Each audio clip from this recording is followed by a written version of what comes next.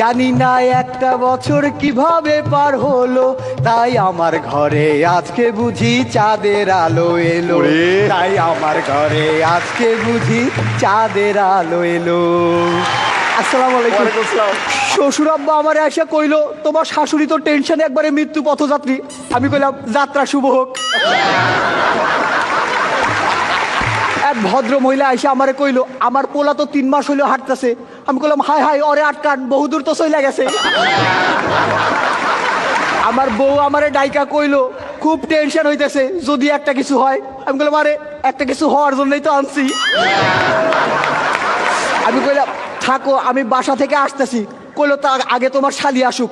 আরে তাইলে যায় লাভ কি? দিদা আমারে কইলো, বাচ্চা হওয়ার আগে টক খাওয়ান লাগে, এই ধর তোর বইয়ের জন্য এক বাটি আচার নিয়ে যা। আমি কইলাম তাহলে আমারও এক বাটি দাও। দিদা কইলো আরে না, বাচ্চা তো হইব তোর বইয়ের। আমি কইলাম হ, অবাক ব্যাপার, একই দিনে বিয়ে করলাম, শুধু বইয়ের খবর হয়ে গেল। বউ কইলো বাড়িতে নতুন অতিথি আসতেছে, শুনে খুব আনন্দ পাইলাম। পরদিন দেখি শ্বশুর শাশুড়ি চলে আসছে। পাশের ঘর থেকে শালিকা এসে আমারে কইলো, দুলা ভাই আমি কিন্তু বইনরে সারা রাইতে ঘুমাইতে পারি না। আমি কইলাম হ, আমিও। আজ থেকে তোমরা দুজনে একসাথে থাইকো, আমি মধ্যিখানে ম্যারেজ করে আনি মনে। শালি কইলো আমার বোনের বাচ্চা হইব জন্য আমার খুব খুশি খুশি লাগতেছে। আমি কইলাম এইবার তোমার উচিত তোমার বোনরে খুশি করা। পরিবার পরিকল্পনার এক আপা আসছিল। আপা আমারে কইলো যে জন্ম নিয়ন্ত্রণের জন্য কোনো পদ্ধতি গ্রহণ করছিলেন কি? আমি কইলাম পদ্ধতি একটা গ্রহণ করছিলাম, কিন্তু ওইটা নিয়ন্ত্রণের না।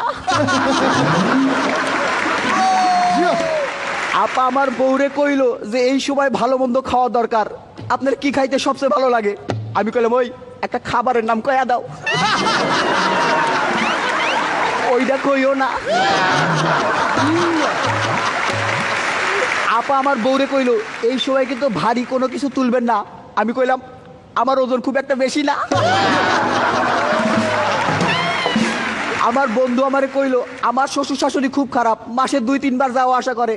আমি কইলাম আমার শ্বশুর শাশুড়ি খুব ভালো, সেই 5-6 মাস আগে আসছিল, আর যায় নাই। আমি যাই শ্বশুর শাশুড়ি কইলাম আপনারা বাড়ি যাইবেন কবে? কইলো নাতি নাতির মুখ না দেখে যাবো না। আমি কইলাম ঠিক আছে, 2-3 দিনের মধ্যে একটা ব্যবস্থা করতেছি। হানিমুন থেকে ফিরেই তো বউরে হাসপাতালে পাঠানো যায় না, লোকজন কি মনে করবো, তাই বিস্তারিত একটু কইলাম। শালিরে করে রিক্সায় করে হাসপাতালের দিকে আসতেছিলাম। শালি আমার জড়াই ধরে কইলো আমার খুব টেনশন হইতেছে। আমি আরো শক্ত করে জড়াই ধরলাম, আমার টেনশন তো বেশি।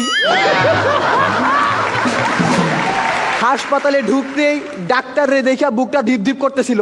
আহ মাইয়া ডাক্তার রে। ডাক্তার আপা আমারে কইলো বাচ্চা হইতে দেরি হইব। আমি কইলাম এত ডাক্তার থাকতে দেরি হইব কেন? প্রয়োজন হলে আরো 2-3 জন মিলে চেষ্টা করেন। টেনশনে কাঁপতেছিল আমার হাত, নড়তে লাগলো আমার চোখ, গরম হয়ে উঠলো মাথা। আমি দোয়া করলাম যে বাচ্চা জানি দেখতে আমার মতো হয়, দুষ্টু প্রতিবেশীর তো অভাব নাই। এমন সময় নার্স আইসা কইলো আপনার একটা ছেলে সন্তান হয়েছে। আমি কইলাম এত চেষ্টার পরে একটা? দাঁড়ান বউরে খবরটা দিয়ে আসতেছি। যাইয়া বাচ্চারে তো দেখে অবাক, এতদিন পরে হইলো তাও এত ছোট। এই বাচ্চারে পাল্টাই দেন, লিক হয়ে গেছে। বাচ্চার মুখ দেখে তো অবাক, একবারে দাদুর মতো। আরে দাঁত ছাড়া যে। শালি কইলো এই যে বাচ্চার চোখ দুইটা একবারে আমার বোনের মতো, কান দুইটাও একবারে আমার বোনের মতো, আর যে একটা কইলো না ওইটা তো আমার মতো। আমি নাকের কথা কইতেছিলাম।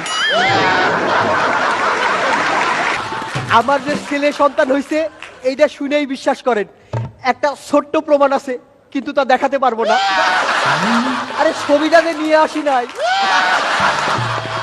শ্বশুর শাশুড়ি কইলো একটা ভালো ছেলে খুঁজতেছি, ছোট মেয়েটার এবার বিয়ে দিয়ে দিব। আমি কইলাম আরেকটা ভালো ছেলে খুঁজেন, আমার দ্বারাও দিয়ে দিব। পরিবার পরিকল্পনার আয়সা কইলো ভাইজান এই ভাবির স্বাস্থ্য খুব একটা ভালো না, এখন আর বাচ্চা কাচ্চা নিয়েন না। আমি বললাম তা ঠিক আছে, কিন্তু যাদের স্বাস্থ্য ভালো তারা তো আর শুনবো না।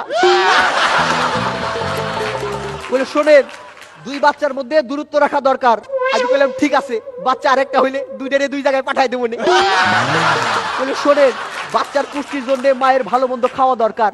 আমি বললাম এই তো, মেয়ে মানুষ বলে পক্ষপাতিত্ব করলেন।